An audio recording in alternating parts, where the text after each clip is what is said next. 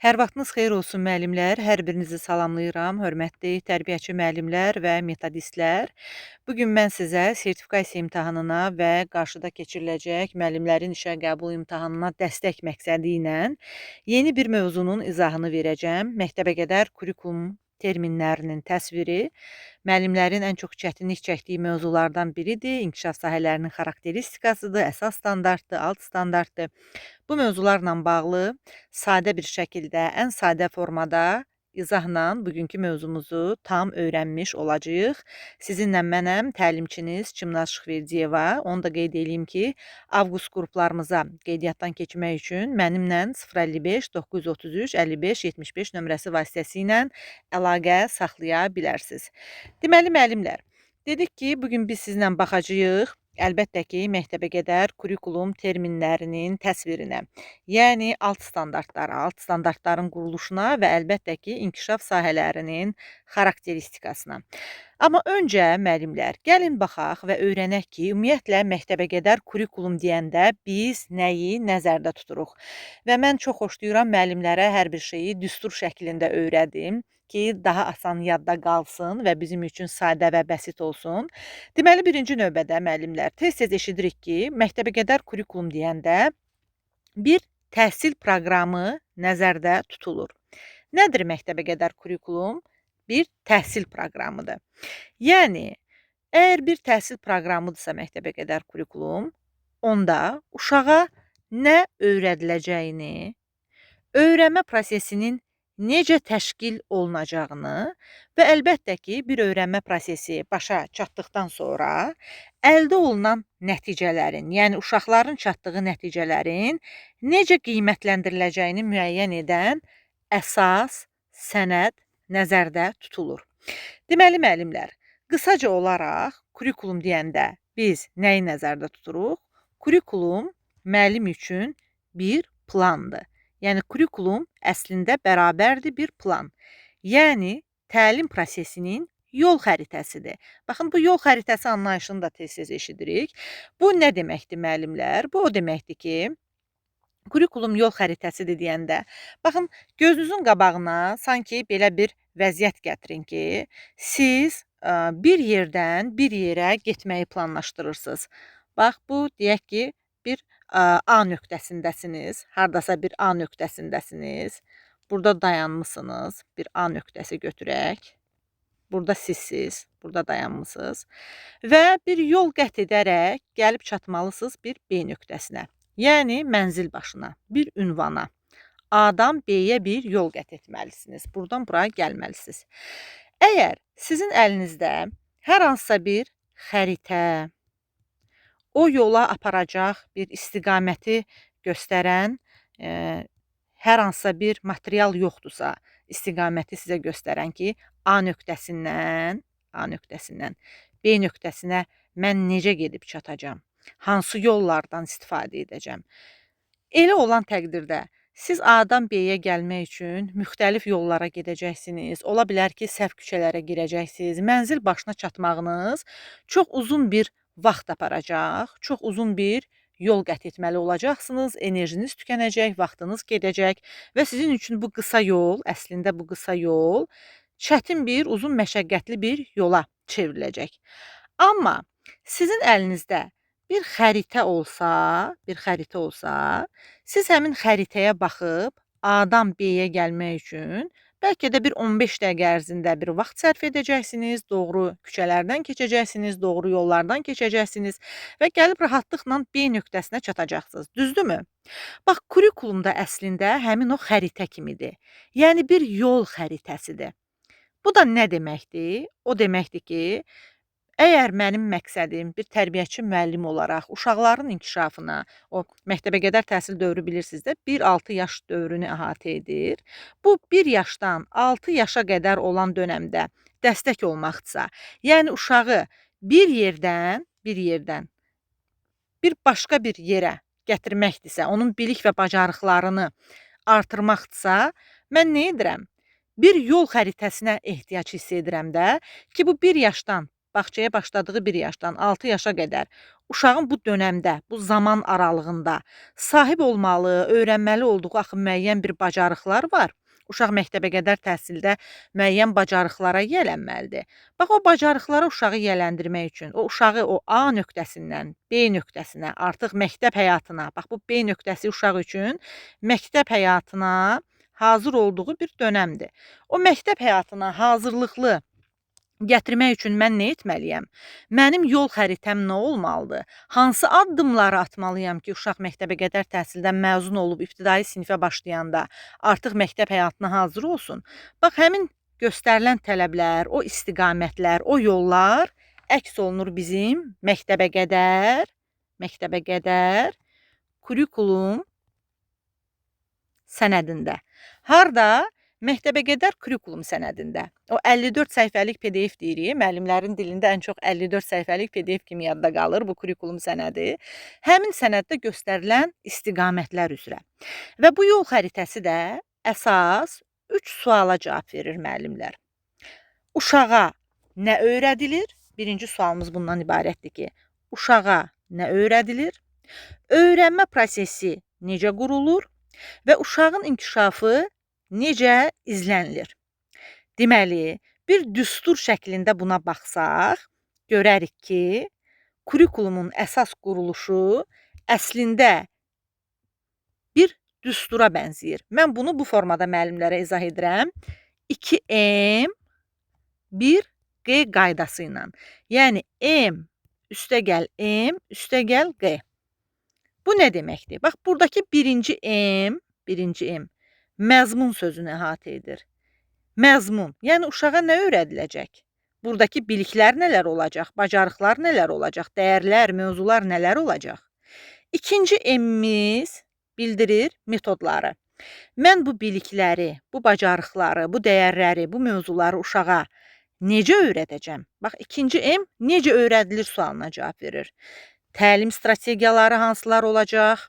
Fəaliyyətlər hansılar olacaq? İş üsulları, iş formaları, oyunlar nələr olacaq? Yəni, hansı metodlardan istifadə edəcəm bu bilik və bacarıqları öyrətmək üçün uşağa? Və ən sonda da bir qeydə əlbəttə ki, qiymətləndirməni əhatə edir. Yəni, uşağın inkişafını necə izləyəcəm sualına cavab verir. Müşahidə vasitəsilə mi, portfolyola mı, nailiyyətlərin müəyyən edilməsi üsulu, mən hansı üsuldan istifadə edəcəm? Ki, uşağa burada göstərilən, kurikulumda göstərilən, standart əsasında verilən bilik və bacarıqları öyrədim. Deməli, kurikulum üçün belə bir sadə tərif çıxarda bilərik ki, kurikulum məktəbəqədər təhsilin məzmununu, metodlarını və qiymətləndirilməsini özündə əks etdirən konseptual bir sənəddir. Bax, bu qədər sadə. Bəs məktəbəqədər kurikulumun məqsədləri nələrdir? Niyə məktəbəqədər kurikulum var? Çünki sadə məqsədləri var. Bax, 4 dənə əsas məqsədi var və bu hazırladığım, əlbəttə ki, sadələşdirilmiş mənim özümün hazırladığım bir PDF-dir. Sizin üçün bunu rəsmi sənədlər əsasında hazırlamışam müəllimlər. Həm məktəbəqədər təhsil qanunu sənədi əsasında, həm məktəbəqədər kurikulum sənədi əsasında və burada əsas şeylərdir ki, siz öyrənməlisiniz. Birincisi nədir? Birinci məqsədi məktəbəqədər kurikulumun uşağın özünü ifadə etmə, ünsiyyət və əməkdaşlıq bacarıqlarını inkişaf etdirməkdir. Bu birinci məqsəd. Bəs ikinci məqsədi nədir? Müstəqil düşünmə, problem həll etmə və yaradıcı fəaliyyətlərə maraq oyatmaqdır. Üçüncü məqsədi nədir? Milli və ümumbəşəri dəyərləri formalaşdırmaqdır. Bəs dördüncü məqsədi nədir məktəbəqədər kurikulumun? Uşağın gələcəkdə məktəb həyatına emosional və sosial cəhətdən hazır olmasını təmin etməkdir. İndi bunları bildik. Gəlin davamına da baxaq. Dedik ki, yəni bu 4 məqsədi ümumiləşdirsək, bu 4 məqsədin ümumiləşdirilmiş bir versiyasını çıxarsaq, burada hansı nəticəyə gələcəyik? Əlbəttə ki, məktəbəqədər müasir kurikulumun əsas məqsədi uşağa sadəcə akademik biliklər verməkdən ibarət deyil, bu həm də onu həyata hazırlamaqdır. Ümumiyyətlə həyata və məktəb həyatına hazırlamaqdır. Çünki məktəbəqədər təhsildə uşaqların yalnız bilik əldə etməsi deyil, həm də həyati bacarıqlar qazanması vacibdir. Bilik əsaslı olanda, baxın, təhsil əgər təhsil əgər bilik əsaslıdırsa, burada əsas problem odur ki, bilik əzbər yadda saxlanır və sonra yaddan çıxır. Amma qazandığımız bacarıqlar, həyati bacarıqlar unudulmur. O praktik şəkildə tətbiq olunur və kurikulumun da əsas məqsədi budur ki, əzbərçilik olmasın, müəllim mərkəzli olmasın. Yəqin ki, bu terminlərin hər birini siz eşidirsiniz. Bax, müəllim mərkəzli olmaq nə deməkdir? Müəllim gəlir, sanki məşğələni, dərsi mühazirə şəklində aparır. Uşaq eşidir, 10 dəqiqədən sonra da eşitdiyi hər şeyi yaddan çıxarır. Amma uşaq eşitdiyi o bilik və məlumatları həm də gedib praktik şəkildə tətbiq edirsə, bax, burada əsl nə baş verir? Öyrənmə baş verir. Və kurikulumun da məqsədi odur ki, uşağa həyati bacarıqları bu şəkildə öyrədək. Tətbiqi şəkildə öyrədək. Düzdürmü? Bax, düşünün ki, bir uşaq deyirik ki, 5 il ərzində bağçada təhsil alır da və bu müddət ərzində də götürüb sadəcə rəngləri, rəqəmləri, hərfləri öyrənməli deyil də. Bunlar hamısı akademik biliklər hesab olunur. Həm də uşaq ünsiyyət qurmağı bacarmalıdır, əməkdaşlıq etməyi bacarmalıdır, problem həll etməyi bacarmalıdır, müstəqil qərar verməyi bacarmalıdır, tənqidi və yaradıcı düşünməyi bacarmalıdır, öz fikrini ifadə etməyi bacarmalıdır, dəyişən şəraitə uyğunlaşmağı bacarmalıdır. Hamısı həyati bacarıqlardır, sosial bacarıqlardır. Bunlara yiyələnməlidir uşaq. Niyə görə? Çünki bütün bu sadaladığım bacarıqların hər biri 21-ci əsr insanına lazım olan əsas bacarıqlardır. Bax, kurikulum niyə var? Kurikulum sistemi niyə var? Müasir kurikulumun tələbləri niyə var? Çünki köhnə tələblər 21-ci əsr insanına xas olan xüsusiyyətləri uşaqda formalaşdırmağa kifayət etmir. Amma 21-ci əsr insanına lazım olan bacarıqlar tətbiqi vasitəsilə öyrədiləndə, əlbəttə ki, daha yaxşı nəticələr əldə etmək mümkündür. Bax, tez-tez eşidirik 4K bacarıqları. Müəllimlər bunu əzbərləyir ki, hə, 4K bacarığı deyə bir şey var, amma nə olduğunun açıqlamasını izah etməkdə bir qədər çətinlik çəkirlər. İndi onun da izahını verirəm. 4K bacarığı, bax, burada görürsünüz, kritik, kreativ, kooperasiya və kommunikasiya. Bax, bu hər bir söz bir K hərfindən başlayır da. Birinci K, kritik düşünmə, ikinci K, kreativ düşünmə, üçüncü K, kooperasiya, dördüncü K da kommunikasiya. Bax, bunlar birlikdə yığıldı, oldu 4 dənə K hərfi. Ona görə ümumilikdə bunlara 4K bacarığı deyilir. Yəni, birinci bacarıq kritik düşünmə, tənqidi təfəkkür. Kritik düşünmə beynəlxalq termindir də. Tənqidi təfəkkür sözünün beynəlxalq termindəki adı kritik düşünməkdir. Necə ki, idraki inkişafda var idi. Bunun digər adı da kognitivdir. Kognitiv yazılır. Kognitiv. Eyni şeydir. İdraki inkişaf, kognitiv inkişaf eyni şeydir. Bir termin olaraq adı beynəlxalq kognitiv gedir. Bax, kritik də ilə tənqidi təfəkkürün bir adıdır. Kritik düşüncə, yaradıcı yanaşmanın adı kreativ yanaşma, 2-ci K, əməkdaşlıq bacarığı, kooperasiya bacarığı, 3-cü K və ünsiyyət kommunikasiya bacarığı da 4-cü K. Nə oldu? Bu 21-ci əsr insanına lazım olan bacarıqlar oldu. Və kurikulumun məqsədi də uşağı bu 21-ci əsr bacarıqlarına gətirməkdir. Qısa belə yadda saxlaya bilərik ki, açar fikir olaraq, kurikulumun məqsədi uşağa yalnız nəyi öyrətmək, yəni mövzuları əzbərlətmək deyil, onu həyata hazırlamaqdır, məktəb həyatına hazırlamaqdır, 21-ci əsr bacarıqlarını formalaşdırmaqdır. Ona görə də burada qarşımıza nə çıxır? Qarşımıza çıxır məktəbə qədər kurikulumda keyfiyyət anlayışı. Nə deməkdir məktəbə qədər kurikulumda keyfiyyət anlayışı? Yəni, keyfiyyətli məktəbə qədər kurikulum deyəndə biz nəyi başa düşməliyik? Əgər bizim istifadə etdiyimiz kurikulum kifayət qədər keyfiyyətlidirsə, bu bir sıra tələblərə cavab verəcək. Hansı tələblərə? Birincisi, uşaqların yaş və inkişaf xüsusiyyətlərinə uyğun olmalıdır. İkincisi, keyfiyyətli məktəbə qədər kurikulum oyuna, yaradıcılığa və müstəqil öyrənməyə əsaslanmalıdır. Üçüncüsü, müəllimə və valideynə uşağın inkişafını müşahidə və dəstəkləmək üçün aydın istiqamətlər verməlidir. Dördüncüsü, sosial və emosional, idraki inkişafı bütöv kimi nəzərdə tutmalıdır. Və 5-ci xüsusiyyəti də ailənin və cəmiyyətin dəyərlərini əks etdirməlidir. Bax, bu kurikulumun əsas məsələləri. İndi də gəlin müəllimlər, kurikulum haqqında bu qədər, yəni bunlar testlərdə sizin qarşınıza çıxa bilər müqayisəli suallarla. Yəni bunları bilməyimiz giriş üçün kifayət eləyir. Çünki mən çalışıram ki, terminlərlə əzbərçilik formasında sizə öyrətməyim, mahiyyətini izah eləyim ki, sizin üçün onu yadda saxlamaq daha asan da olsun. Daha sonra bir də gəlirik, deyirik ki, kurikulumda uşağa öyrədilməli bilik və bacarıqlar nə əsasında təşkil olunur? Standart əsasında təşkil olunur. Yəni kurikulumun belə deyim də, bütün əsas məqsədləri, canı, belə deyim, əsas o necə deyərlər belə, təməli standart əsaslı olmasıdır. Gəlin bir düşünək birinci. Bax, müəllimlərin ən çətinlik çəkdiyi hissə əsas standart, alt standart. Bunun bir standart anlayışının mahiyyətini qavrayaq. Gələn dərslərdə inkişaf sahələrinin standartlarını da sizə ayrı-ayrı izah eləyəcəm mərhələli şəkildə. İndi hələlik birinci bu dərsimiz üçün ümumiyyətlə baxaq ki, standart nə olan şeydir, standart nədir və standart niyə var? Bax, mən sevirəm hər şeyi həyati nümunələrlə izah etməyi və burada sizin üçün bir nümunə qoymuşam. Kərə yağı fabriki, birinci nümunəmiz kərə yağı fabriki ilə bağlıdır. İkinci nümunəmiz isə elə uşaq bağçasının özü ilə bağlıdır. Gəlin bir təsəvvür eləyək ki, xəyalən belə bir təsəvvür quraq ki, siz bir kərə yağı fabriki açmısınız, həmin fabrikin sahibisiniz və ora ərzaqlar tədarük etmisiniz, əməkdaşlar tədarük etmisiniz, fabriki tikmisiniz, qurmusunuz və bazar üçün, marketdə satmaq üçün yüksək keyfiyyətli kərə yağı istehsal etmək istəyirsiniz.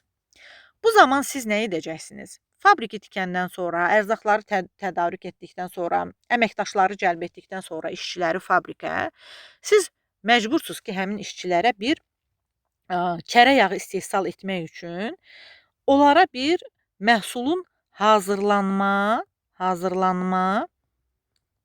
qaydasını təqdim edəsiniz. Yəni, nəyi təqdim edəsiniz? Yağın hazırlanma standartlarını. Çünki əgər siz bu standartları fabrikinizdə çalışacaq əməkdaşlara təqdim etməsəz, onlar hərəsi ürəyi istədiyi kimi süd qatacaqlar həmin yağın içərisinə. Ürəyi istədiyi kimi duz qatacaq. Ürəyi istədiyi kimi qaymaq qatacaq. Biri az qatacaq, biri çox qatacaq və nəticədə bir keyfiyyətli yağın ərsəyə gəlməsi üçün lazım olan miqdar pozulacaq. İstehsal etdiyiniz yağın tərkibi biri duzlu olacaq, biri yağsız olacaq, birinin südü turş olacaq və sizin bazara sonda təqdim etdiyiniz o yağ gedib elə həmin mağazanın vitrinində qalacaq. Heç bir deməli bir dəfə alandan sonra artıq istehlakçılar, alıcılar onu almayacaq və deyəcəklər ki, sizin bu fabrikin istehsal etdiyi yağ kifayət qədər keyfiyyətsizdir, dadsızdır və yaxud tamı yaxşı deyil. Və nə olacaq? Sizin fabrikiniz bir növ iflas edəcək. Çünki niyə? Niyə iflas etdi bu? Bunun kökündə nə dayandı? Bax, bu fabrikin iflas etməsinin kökündə nə dayandı? Kökündə hazırlanan yağın standartlara əsasən qurulmaması dayandı. Yəni, yağ standartlara əsasən istehsal olunmadı. Nəticədə də yağ istədiyi keyfiyyətdə çıxmadı, istədiyiniz keyfiyyətdə çıxmadı. Bax, uşaq bağçasında da belədir. İndi buradakı fərqlilik sadəcə ondan ibarətdir ki, burada uşağın o 1 yaşından 6 yaşına qədər olan dönəmdə, məktəbə qədər təhsil zamanı əldə etdiyi bilik və bacarıqlar dövlət tərəfindən standartlar şəklində verilir. Yəni, məktəbə qədər təhsildəki standartlar dövlət tərəfindən bizə verilir. Burada da təhsil eyni ilə həmin o kərə yağı fabrikində olduğu kimi standart əsasında qurulur. Necə standart əsasında qurulur? Alt standartlar əsasında qurulur. Bax, o məktəbə qədər kurikulum sənədində qeyd olunan məzmun standartları hissə var, məzmun standartları. Hardakı alt standartlar qeyd olunub, əsas standartlar qeyd olunub.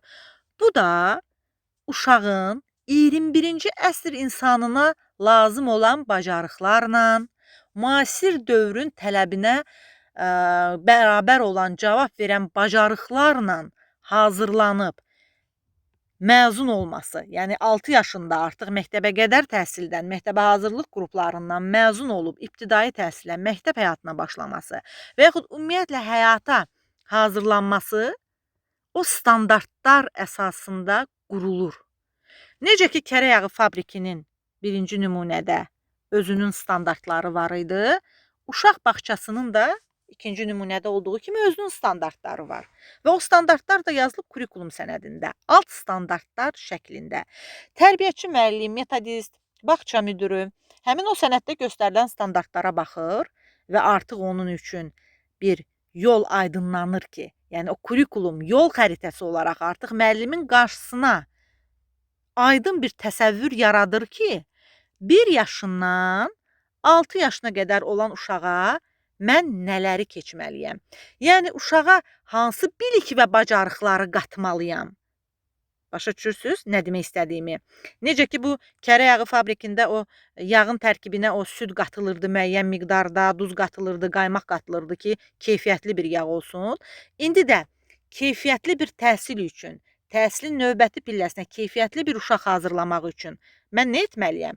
O uşağa standartlarda göstərilən, kurikulum sənədindəki standartda göstərilən bilik və bacarıqları qatmalıyam da, onları formalaşdırmalıyam bu uşaqda.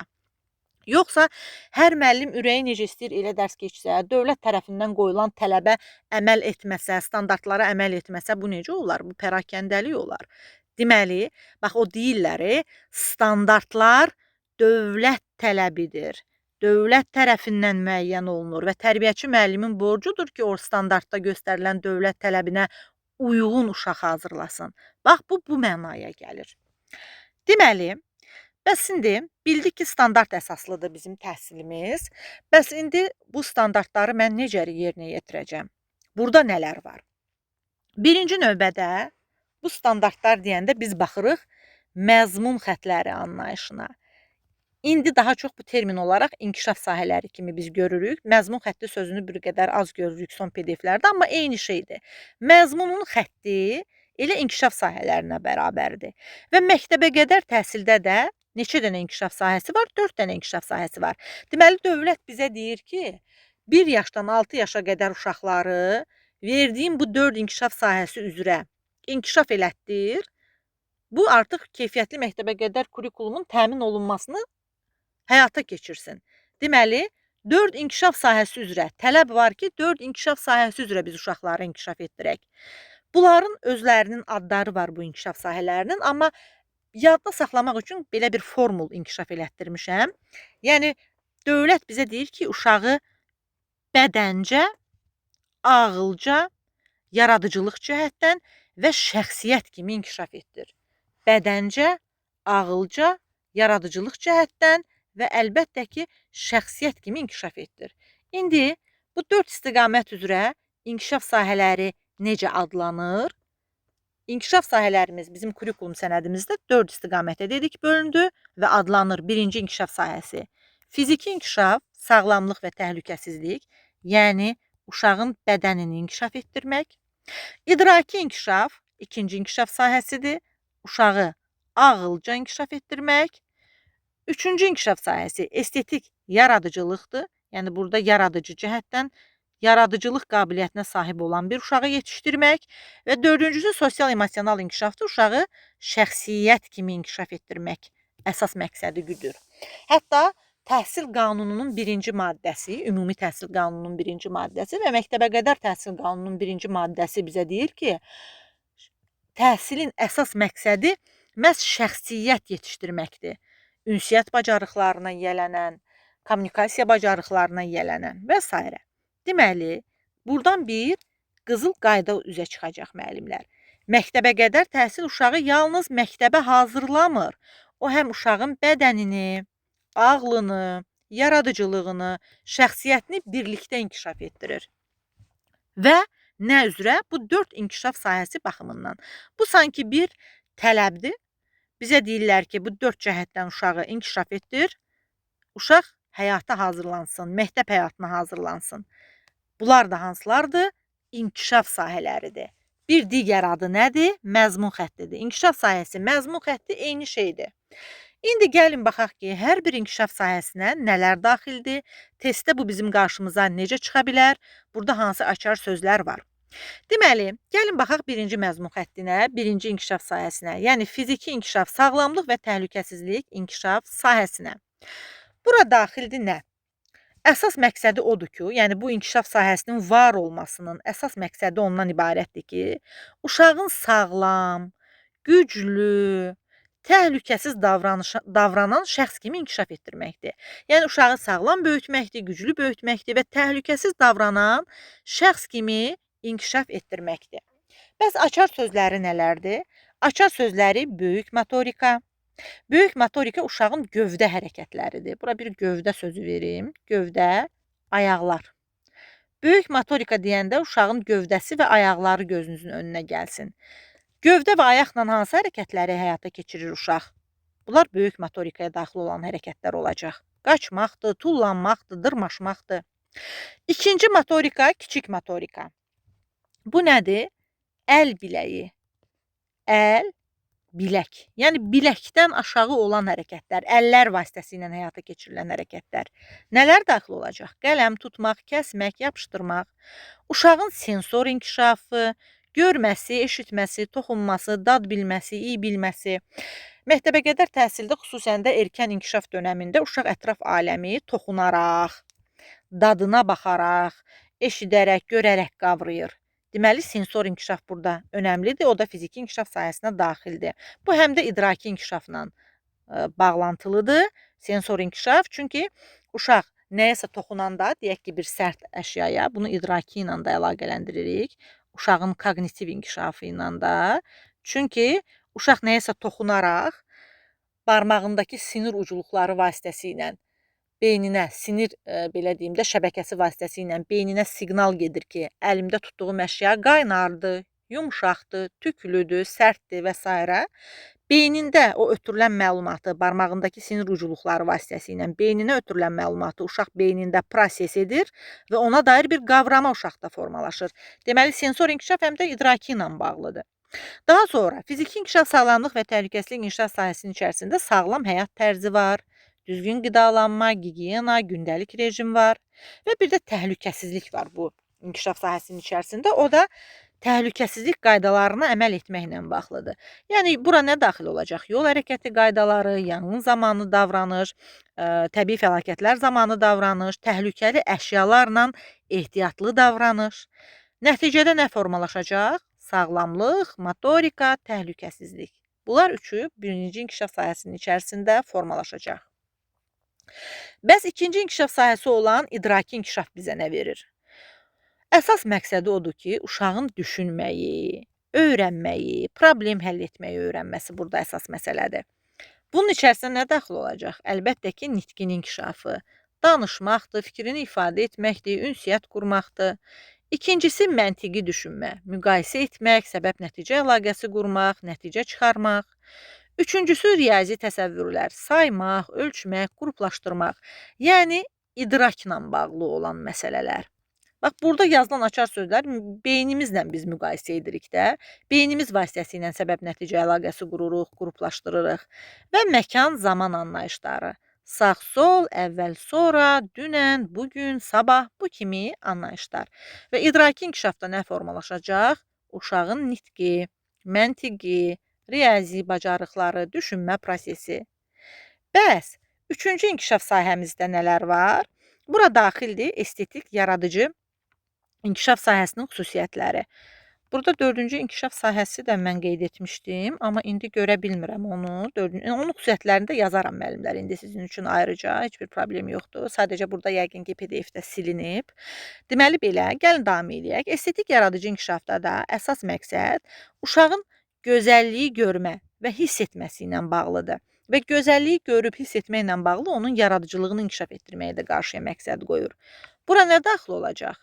Əlbəttə ki, rəsm, yapma, quraşdırma, musiqi, mahnı oxuma, nağıl və hekayə qurma, Əsas açar sözləri də uşaqda estetik zövqü formalaşdırmaq, yaradıcılığı formalaşdırmaq, təsəvvürü formalaşdırmaq, gözəlliyi görmək, qavramaq, incəsənət, musiqi, bu kimi bacarıqlar. Və bir də bura qeyd olunmayıb bizim 4-cü inkişaf sahəmizin xüsusiyyətləri, sosial-emosional inkişaf sahəsinin xüsusiyyətləri. Bura daxildir müəllimlər. Baxın, bura bir belə deyim də şəxsiyyət sözü qoymuşam. Bir saniyə. Gəlin bura baxaq. 4-cü inkişaf sahəsi. Bax, yazdığım bu şəxsiyyət sözünə fikir verin. Biz hər adama şəxsiyyət demirik. 4-cü inkişaf sahəsi gəl belə ayıraq. 4-cü inkişaf sahəsinin xüsusiyyətləri. Biz hər adama şəxsiyyət demirik. Biz kimə şəxsiyyət deyirik? O insan ki, özünü cəmiyyət arasında doğrulda bilir. Baxın, cəmiyyətdə xüsusi bir yer tutan adama şəxsiyyət deyirik də. Cəmiyyət arasında özünü doğruldan insan. Düzdür? Cəmiyyət arasında özünü doğruldan insan hansı bir xüsusiyyətlərə malik olur? Əlbəttə ki, o düzgün ünsiyyət qurmağı bacarır. Düzgün ünsiyyət qurmağı bacarır. Daha sonra başqaları ilə, baxın A yazaq ünsiyyət. Başqaları ilə empatiya qurmağı bacarır. Şəxsiyyətin empatiya hissi güclü olur. C bəndi yazaq bir dənə də xüsusiyyət. Daha sonra empatiyadan başqa insanlara hörmətlə yanaşır. Dözümlü olur. Dözümlü olur. Sonra tolerant olur. Bax, bu kimi xüsusiyyətlərə sahib olur da şəxsiyyət, düzdürmü?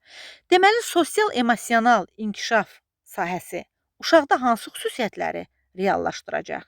Və bir də bura məsələn yazaq bir dənə Y bəndidəki hisslərini qavrayıb idarə edir. İdarə edir. Bax, birinci növbədə şəxsiyyət olmağın elə ən əsas təməli uşağın öz hisslərini tanıyıb onu idarə edə bilməsi xüsusiyyəti ilə bağlıdır. Əgər bir insan öz hisslərini tanıyırsa, onları adlandırmağı və idarə etməyi bacarırsa, əlbəttə ki, o daha yaxşı empatiya quracaq, daha yaxşı ünsiyyət saxlayacaq, başqa insanlara daha yaxşı hörmət edib dözümlülük göstərməyi, tolerant yanaşmağı öyrənəcək. Və bu xüsusiyyətlər də əsasən hər biri daxildir sosial-emosional inkişaf sahəsinə. İndi müəllimlər, gəlin davam edək. Bu da inkişaf sahələrinin xarakteristikası idi. Məktəbə qədər təhsildə standart nədir hissəsindən davam edib bu məzmun xətləri ilə, inkişaf sahələri ilə, standartlarla, əsas standartlarla, alt standartlarla əlaqəsini ümumiləşdirək. Dedik ki, məktəbə qədər kurikulumun məzmunu standartlar şəklində ifadə olunur. Düzdür? Bax, bayaqdan dediyim məsələ, uşağa qatmalı olduğumuz bilik və bacarıqlar alt standartda göstərilir. Və buradan belə bir test yönümlü bizə lazımdır ki, test dilində öyrənək də hər şeyi. Bax, mənim sizə izahım sadələşdirilmiş versiyadır. Çox bəsit, yadda qalan, rahat bir versiyadır. Amma bizə lazımdır ki, bunu test dilində də ifadə eləyək ki, qarşımıza sualın formatı çıxanda çaşmayaq da, yəni bildiyimizi düzgün tətbiq edə bilək. İndi bu bayaqdan dediyim sözlər, məsələlər, izahlar qarşımıza testdə bax necə bir cümlə şəklində çıxacaq. Belə çıxacaq ki, məktəbə qədər təhsil kurikulumunun məzmunu standartlar şəklində ifadə olunur. Məzmun standartları uşaqların bilik, bacarıq səviyyələrinə qoyulmuş dövlət tələbidir. Yəni, dövlət tərəfindən yazılır o standartlar. Və məzmun standartları da gözlənilən ümumi təlim nəticələrini reallaşdırır uşaqda. Deməli, standart nədir? Standart bərabərdir dövlətin uşaqdan gözlədiyi nəticə. Yəni, dövlət bunu gözləyir ki, 1 yaşdan 6 yaşa qədər uşaq bu bacarıqlara yələnib çıxsın bağçadan. Bu da hissələrə bölünürdü. İnkişaf sahələrindən, alt standartların, əsas standartlarından və alt standartlarından. İnkişaf sahələrinin bir digər adı, üzr istəyirəm. İnkişaf sahələrinin bir digər adı nə idi? Məzmun xətti idi, düzdür? Məzmun xətti. İnkişaf sahələri. Bura qeyd edək. Deməli, İnkişaf sahəsi nədir? 4 əsas istiqamətdir də bizim uşağı yetişdirəcəyimiz. Mənalarını da izah elədim. İndi bu nə olacaq? Əgər 4 əsas istiqamətdirsə, test dilində qarşımıza bu fikir necə çıxacaq? Deyəcək ki, məzmun xətti və yaxud inkişaf sahəsi məktəbəqədər təhsil kurikulumunun əsas struktur hissəsidir və inkişaf sahələrinə uyğun olaraq bu məzmun xəttləri müəyyənləşdirilir. Deməli, uşağın hansı bilik və bacarıqlara sahib olmalı olduğunu ümumi şəkildə ifadə edir. Yəni, inkişaf sahələri ümumi şəkildə göstərir ki, uşağı siz hansı bilik və bacarıqlara çatdırmalısınız. Çünki daha dəqiqi alt standartda verilib. Ora gələndə izah eləyəcəm. Deməli, məzmun xətti qətiyyən dəyişmir. Bu 4 dənə məzmun xətti var, 4 dənə inkişaf sahəsi var, sabitdir və dəyişmir bunlar. Yəni, bu o deməkdir ki, bütün bağçalarda, 3 növ bağça var da,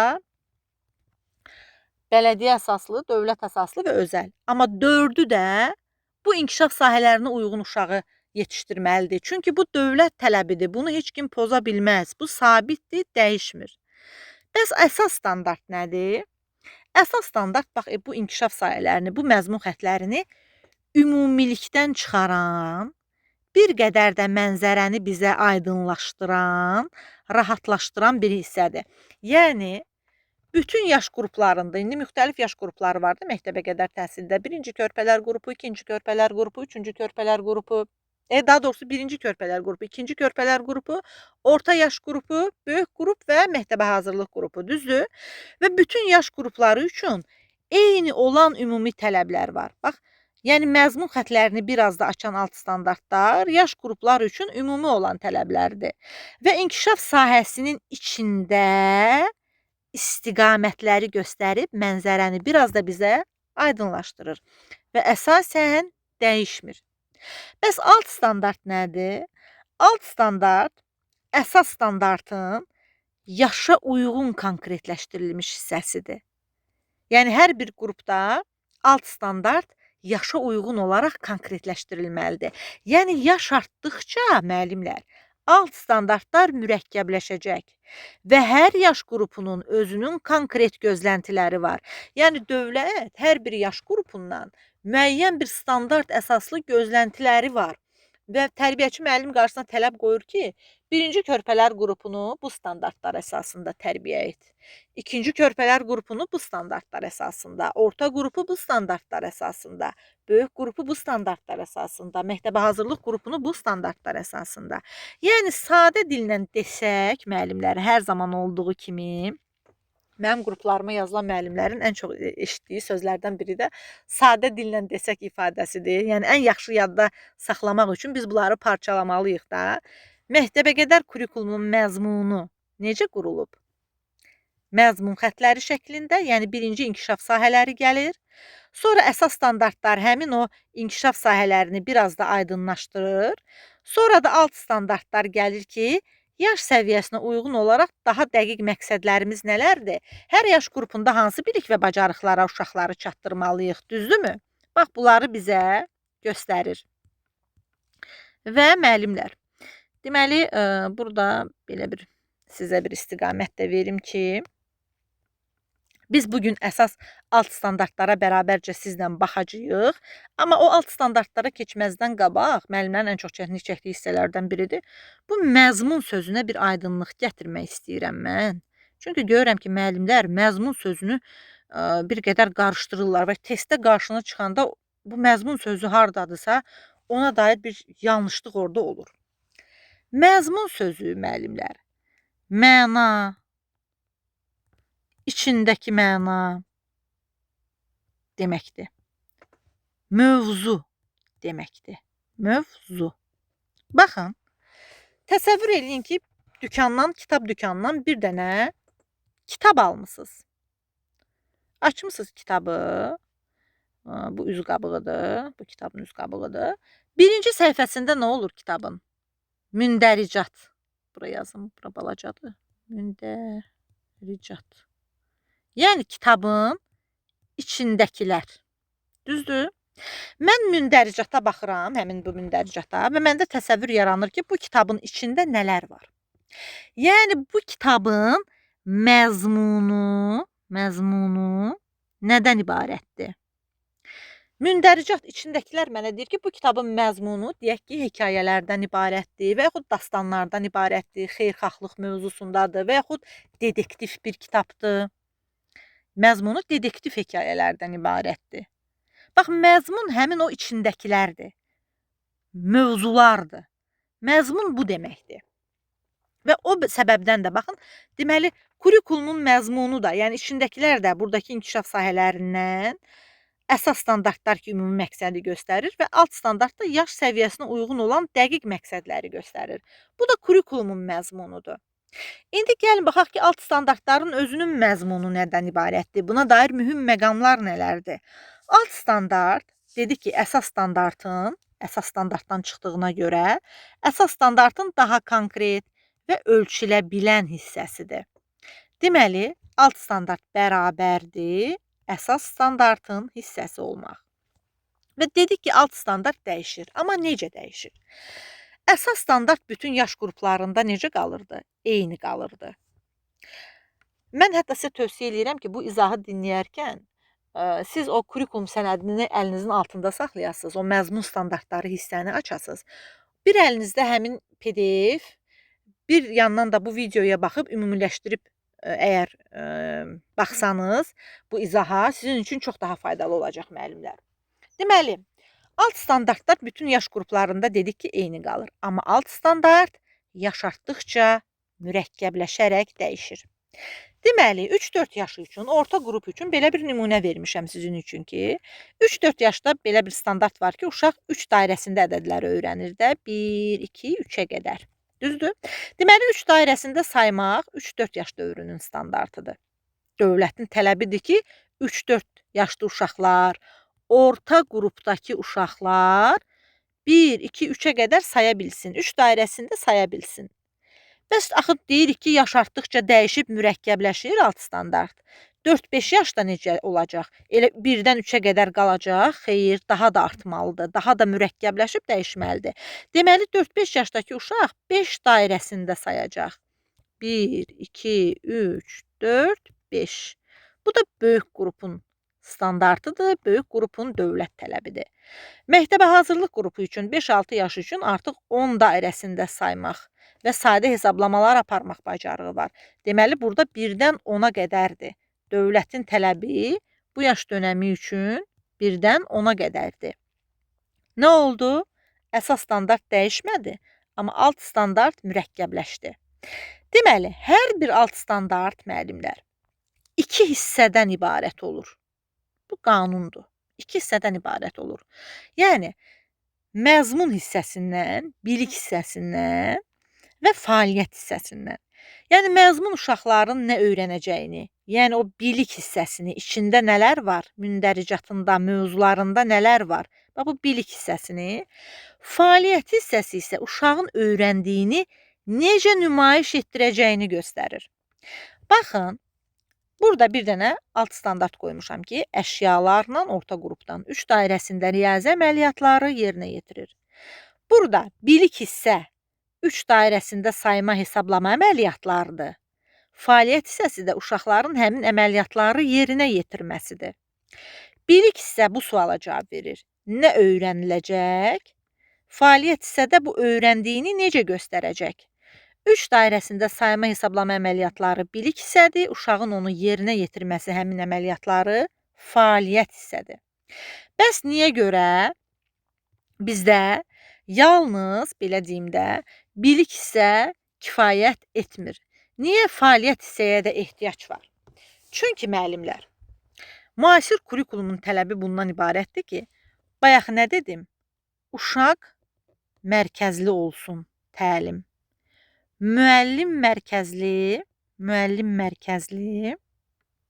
olmasın. Uşaq mərkəzli olsun. Çünki niyə? Müəllim mərkəzli olanda müəllim gəlir məşğələni mühazirə edən kimi danışıb gedir.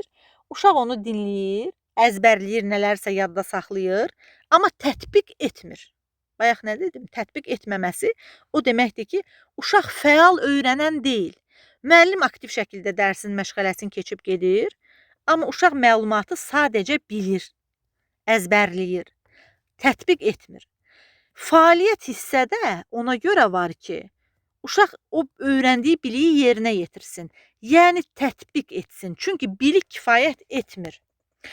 Uşaq 1-3 rəqəmlərini tanıması onun biliyidir. Amma 3 oyuncağı götürüb sayıb göstərməsi, onunla riyazi hesablamaları yerinə yetirməsi, 3 oyuncaqdan birini çıxıb yerdə 2 qalmasını tapması bu tətbiqdir. Tətbiq. Və uşaq tətbiq edərək, yerinə yetirərək fəaliyyət göstərir. Birincisi bilikdir, tanıması. İkincisi isə bacarıqdır. Baxın, bu tətbiq bərabərdir. Tətbiq bərabərdir bacarığa. Nəyə? Tətbiq bərabərdir bacarığa. Uşaq tətbiq edirsə bacarır. Tətbiq edirsə öyrənmiş hesab olunur. Tətbiq etmirsə öyrənmiş hesab olunmur. Deməli, biz nə dedik? Dedik ki, 4 inkişaf sahəsi üzrə biz işimizi görürük. Birinci inkişaf sahəmiz məzmun, deməli, daha inkişaf sahələrimiz həm də məzmun xətti adlanır. Hər bir məzmun xəttinin özünün əsas standartları var. Hər bir əsas standartdan alt standartdan çıxardırıq. Alt standartda göstərilən bilik və bacarıqlar üzrə uşaqları inkişaf etdiririk. İndi müəllimlər, gəlin, baxaq ki, hər bir inkişaf sahəsinin əsas standartları hansılardır? Bununla da bugünkü hissəni tamamlayacağıq və ardınca da hər bir əsas standarta uyğun olaraq, alt standarta uyğun olaraq məktəbə qədər təhsildə hansı inkişaf, daha doğrusu hansı məşğələlər var, ona baxacağıq. Deməli, dedik ki, 4 məzmun xətti üzrə inkişaf edir uşağın inkişafı. Birinci inkişaf sahəsi fiziki inkişaf, sağlamlıq və təhlükəsizlikdir. Bu inkişaf sahəsinin də özünün 3 əsas standartı var. Birinci standartı, baxın, bir rəqəmi ilə ifadə olunur birinci inkişaf sahəsi, çünki birinci inkişaf sahəsidir. Özünün əsas standartı var, nöqtə qoyuruq, keçirik birinci əsas standartına. Hansıdır? Fiziki hərəkəti yerinə yetirir. 1.1. Birinci inkişaf sahəsinin birinci əsas standartı. Fiziki hərəkətləri yerinə yetirir. Bəs birinci inkişaf sahəsinin ikinci əsas standartı nədir? Birinci inkişaf sahəsinin, qoydum bura ki, birinci inkişaf sahəsidir. Yəni fiziki inkişaf, sağlamlıq və təhlükəsizlik. Nöqtə qoyuram, əsas standartına baxıram. İkinci əsas standartı nədir? Masa arxasında davranışını ümumi qaydalar əsasında tənzimləyir və gigiyena qaydalarına riayət edir. Bəs üçüncü əsas standart hansıdır? Təhlükəsizlik qaydalarına riayət edir. Bu da birinci inkişaf sahəsinin 1.3-cü nöqtə əsas standartı təhlükəsizlik qaydalarına riayət edir. Bəs ikinci inkişaf sahəsinin hansı əsas standartları var? Bunun da 3 dənə əsas standartı var. Bu da axı ikinci inkişaf sahəsidir. Başlayır 2 rəqəmi ilə. 2 yazıb nöqtə qoyuram ki, ikinci inkişaf sahəsinin, yəni idraki inkişafın birinci əsas standartı əşya və hadisələr haqqında ilkin təsəvvürə malik olduğunu nümayiş etdirir. 2.1, yəni ikinci inkişaf sahəsinin birinci əsas standartı. İkinci inkişaf sahəsinin ikinci əsas standartı nədir bəs? Nitqi dinləyib anlayır, rabitəli danışır və nitq etiketi qaydalarından istifadə edir. Bəs ikinci inkişaf sahəsinin üçüncü əsas standartı nədir? 2.3. Sadə riyazi əməliyyatları yerinə yetirir. İndi baxaq üçüncü inkişaf sahəsinin əsas standartlarına. Üçüncü inkişaf sahəsinin də 2 əsas standartı var. Üçüncü inkişaf sahəsi 3 ilə ifadə olunur. Nöqtə qoyuram, yazıram. Birinci əsas standartı sadə bədii yaradıcılıq bacarıqları nümayiş etdirir. İkinci əsas standartı da nə oldu? Sadə əmək bacarıqları nümayiş etdirir. Bir saniyə bunu silək, qarışmasın.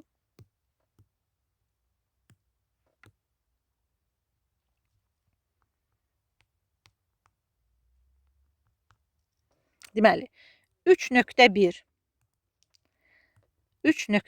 üçüncü inkişaf sahəsinin birinci əsas standartı sadə bədii yaradıcılıq bacarıqları nümayiş etdirir. 3.2-dəki sadə əmək bacarıqlarını, yəni 3-cü inkişaf sahəsinin ikinci əsas standartı da sadə əmək bacarıqları nümayiş etdirir. Bir də müəllimlər, baxın burada standartların yazılış qaydasına nə yazılıb? Sadə əmək bacarıqları nümayiş etdirir. Kim nümayiş etdirir? Kim? Uşaq. Bax, təlimin uşaq mərkəzli olması, standartların uşaq mərkəzli yazılması elə bu kim sualına cavab verməsi ilə bağlıdır. Sadə əmək bacarıqları nümayiş etdirir. Kim? Biz cavab verə bilərik, tərbiyəçi müəllim və yaxud valideyn. Valideyn sadə əmək bacarıqları nümayiş etdirir və yaxud tərbiyəçi müəllim sadə əmək bacarıqları nümayiş etdirir. Uşaq nümayiş etdirir də, standartın mərkəzində uşaq dayanır. Uşağa uyğun yazırıq bunu. Kim nümayiş etdirir? Uşaq sadə əmək bacarıqları nümayiş etdirir. Sadəcə bu öndəki uşaq sözü elə bir ixtisar olunub. Yaxşı, standartlar da uşaq mərkəzli yazılır. İndi müəllimlər, gəlin baxaq 4-cü inkişaf sahəsinin, sosial-emosional inkişaf sahəsinin əsas standartlarına. Yenə də dediyim kimi, əlinizin altında kurikulum sənədi olsun, ona uyğun baxın. Bunun da 3 dənə əsas standartı var. 4-cü inkişaf sahəsi olduğuna görə 4 yazırıq, yəni 4-cü inkişaf sahəsi. 4-cü inkişaf sahəsinin birinci əsas standartı hansıdır? Uşaq ünsiyyət bacarığı nümayiş etdirir. Bəs 4-cü inkişaf sahəsinin ikinci əsas standartı hansıdır? Sosial həyatla bağlı bacarıq, bilik bacarıq və vərdişlərini özünə məxsus tərzdə nümayiş etdirir. Bəs 4-cü inkişaf sahəsinin haradaydıq? 4-cü inkişaf sahəsinin 3-cü əsas standartı hansıdır? Hörmət, münasibət və dözüm, tolerantlıq nümayiş etdirir. Bu da 4-cü inkişaf sahəsinin belə deyim, 3-cü əsas standartıdır. Bəs müəllimlər, keçdiyimiz bizim məşğələlərin standartla əlaqəsi nələrdir? Bax, gəlin buna da baxaq diqqətlə. Deməli, müəllimlər, necə ki, orta məktəbdə riyaziyyat fənni var, nə bilim, texnologiya fənni var, ingilis dili fənni var, Azərbaycan dili fənni var, tarix fənni var. Məktəbə qədər təhsildə də nə var? Məşğələlər. Məşğələlər. Yəni, bu standartları biz harda reallaşdırmalıyıq? Yaxşı, standartlarımız var, alt standartlarımız, əsas standartlarımız var. Bunu mən götürüb harda reallaşdıracağam? Əlbəttə ki, məşğələlərdə və yaxud məşğələdən kənar fəaliyyətlərdə. Düzdürmü? Deməli, məktəbə qədər təhsildə keçirilən bütün məşğələlərdə müəyyən standartlara əsaslanacaq. Əsas uyğunluqlar burada hansılardır? Yəni, hansı standartlar hansı məşğələlərlə əlaqəlidir? Baxın, 1.1 birinci inkişaf sahəsi olduğundan fiziki mədəniyyət məşğələsi ilə əlaqəlidir. 2.1 ətraf aləmlə tanışlıq. 2.2 savad təlimi və bədii təfəkkür məşğələləri ilə əlaqəlidir. 2.3 məntiqi riyazi təfəkkür və sensor tərbiyə məşğələləri ilə əlaqəlidir.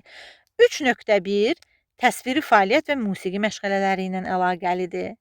İndi gəlin bunlara bir, belə deyim, qruplar üzrə, yaş qrupları üzrə baxaq ki, yaş qrupları üzrə burada nələr var? Deməli, müəllimlər, baxırıq ki, birinci körpələr qrupunda, birinci körpələr qrupunda hansı məşğələlər var və onların standartları nələrdir? Baxın, birinci körpələr qrupu 1-2 yaş arası uşaqları əhatə edir də, düzdürmü? Burada ətraf aləmlə tanışlıq və nitq inkişafı məşğələsi həftədə 2 dəfə olmaqla həyata keçirilir və standartı da 2.1, yəni ətraf aləmlə tanışlıq və 2.2-dir, nitq inkişafıdır. İkincisi, hərəkətlərin inkişafı məşğələsidir ki, bu da həftədə 2 dəfə keçirilir və standartı da 1.1-dir, çünki fiziki inkişafla bağlıdır. Üçüncüsü, sensor tərbiyədir. Sensor tərbiyə də əlbəttə ki, nədir? Sensor tərbiyə də ki, əlbəttə ki, uşaqların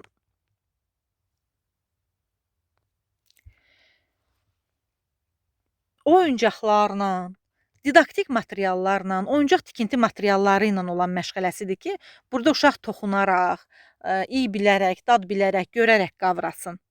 Və Standartı da nə olacaq? 2.3. Yəni məntiqi riyazi təfəkkür və sensor inkişafla bağlı olan standart. Və 4-cü məşğələ də musiqidir. Bu da həftədə bir dəfə olmaqla keçirilir. Standartı da estetik yaradıcıya daxil olduğuna görə 3.1-dir. Düzdürmü? Cəmi həftədə 6 məşğələ təşkil olunur. Bəs ikinci körpələr qrupunda nələr var?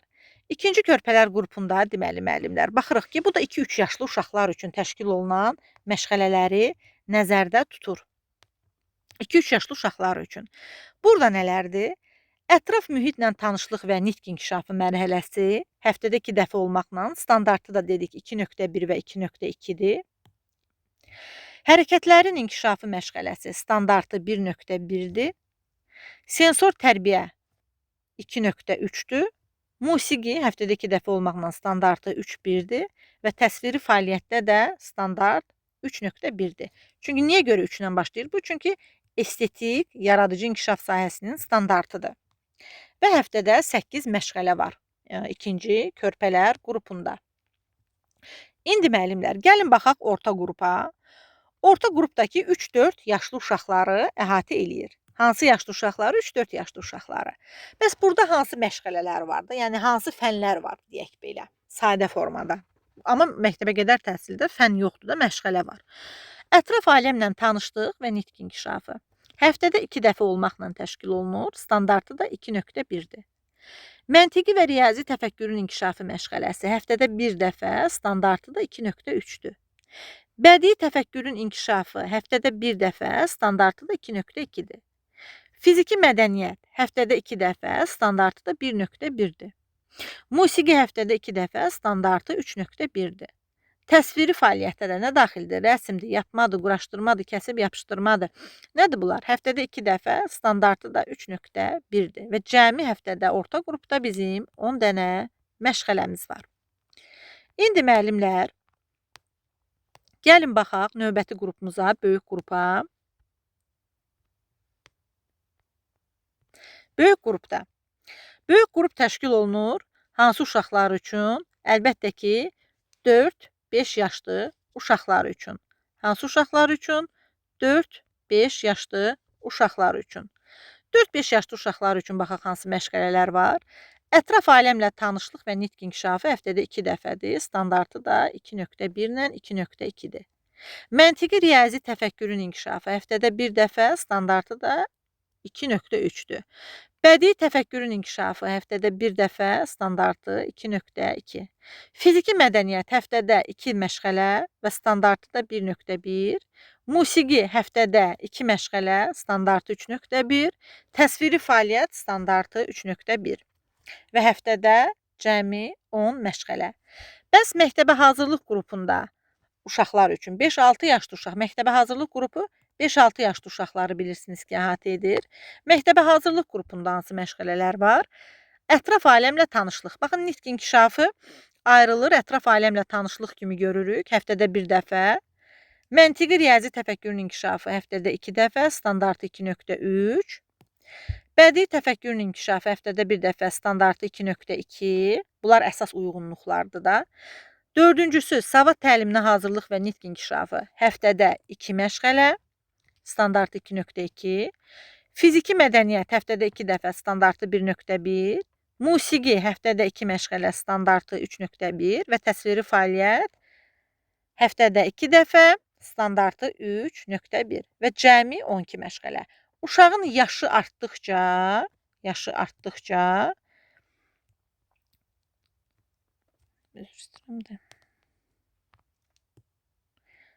məşğələlərin də belə deyim də, uşağın yaşı artdıqca məşğələlərin də sayı artır.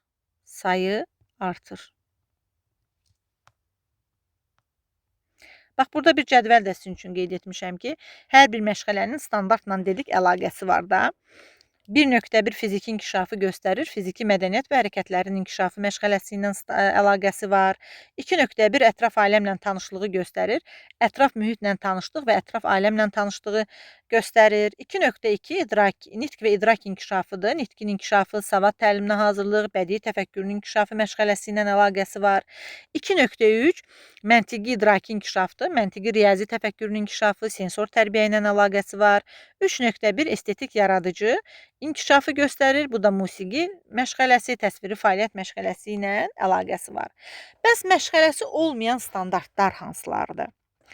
1.2, 1.3, 3.2, 4.1, 4.2 və 4.3. Baxın, görürsünüz, bu estetik, daha doğrusu sosial-emosional inkişafın 4-cü inkişaf sahəsinin bütün əsas standartlarının 4.1, 4.2, 4.3 heç bir, belə deyim, məşğələsi yoxdur. Əgər məşğələsi yoxdursa hər hansı bir inkişaf sahəsinin və yaxud standartın, ona aid olan bilik və bacarıqlar uşaqlara inteqrasiya yolu ilə öyrədiləcək müəllimlər. Yəni, məsələn, ətraf aləmlə tanışlıq məşğələsində uşaqlara yol hərəkəti qaydalarını da öyrədə bilərik. Təhlükəsizlik qaydalarını da inteqrativ şəkildə öyrədə bilərik. Deməli, və yaxud da ki, fiziki mədəniyyət məşğələsində deyək ki, sosial-emosional inkişaf sahəsinin standartlarını, 4 ilə başlayan standartları inteqrasiya şəklində öyrədə bilərik. Məsələn, estafet yarışı keçirdirik, deyək ki, fiziki mədəniyyət məşğələsində. Burada uşaqlara sosial-emosional inkişafın komanda ruhu, bir-birinə hörmət, qaydalara, belə deyim, hörmət, qaydalara əməl etmək. Bax, bunlar hamısı qaydalara əməl etmək, bir-birinə hörmət, komanda ruhu, özünə inam hissi, hisslərini idarə etmək bacarığı hansı inkişaf sahəsinin xüsusiyyətləri idi? 4-cü inkişaf sahəsinin, yəni sosial-emosionalın. Özünün ayrıca daha doğrusu məşğələsi olmadığına görə bunu da tətbiq edirik fiziki mədəniyyət məşğələsinin içərisindəki fəaliyyətdə inteqrasiya şəklində. Bax, o estafet yarışının içərisində uşaqda burada göstərdiyim bu bacarıqlar da inkişaf etdirilə bilər. Deməli, yaş qrupları üzrə, belə deyim, standartlar bütün yaş qrupları üzrə də eyni məntiq üzərində qurulur. Baxın, yaş qruplarının özünün xüsusiyyətlərini böldük ki, 1-2 yaş birinci kiçik qrupdur.